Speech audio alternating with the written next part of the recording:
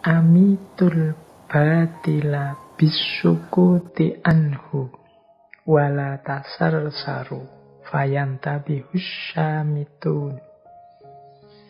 Tapi kita coba pahami lebih dalam yang dimaksud oleh Khalifah Umar dalam kalimat yang kedua ini. Bunuhlah amitul batila, bunuhlah kesesatan itu bisukuti anhu, dengan mendiamkannya. Wala tasarsaru, jangan kamu sebar-sebarkan dengan gosip dan lain-lain. Fayantabihus syamitun, sehingga membuat para pemfitnah terbangun.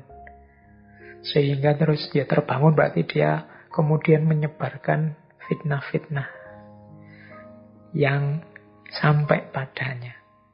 Jadi ini menurut saya nasihat yang kedua ini penting untuk kita pedomani dalam kasus kadang-kadang ada kesalahan-kesalahan, kekeliruan-kekeliruan yang dilakukan oleh orang-orang di sekeliling kita, yang itu lebih baik kita diamkan. Atau seandainya harus diingatkan, kita ingatkan secara diam-diam. Tidak usah dipublish, tidak usah diumumkan di khalayak. Jadi kan dulu waktu kita sesi-sesi para sufi, sesi para fakih, itu kan banyak nasihat untuk kalau mengingatkan orang, jangan dipublik, jangan di depan orang banyak. Karena alih-alih mengingatkan itu nanti jadi mencela. Yang baik adalah coba ingatkan langsung. Sampaikan langsung pada yang bersangkutan tanpa harus kita pamer-pamerkan kesalahannya pada orang lain.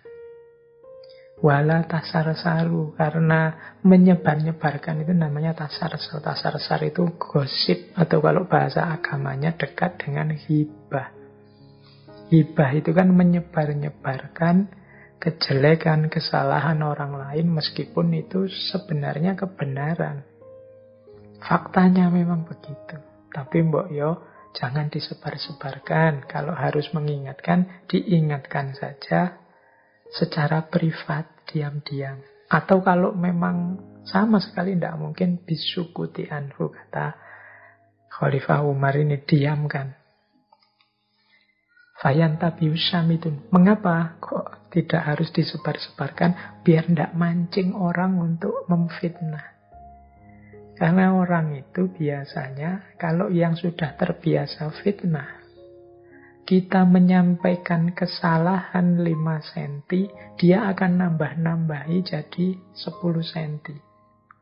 Para pemfitnah itu kesalahan 10 akan dia sebar kemana-mana jadi kesalahan 20. Yang 10 ini yang fitnahnya, meskipun hakikatnya yang 10 awal ini faktanya. Tapi akhirnya kan jadi 20.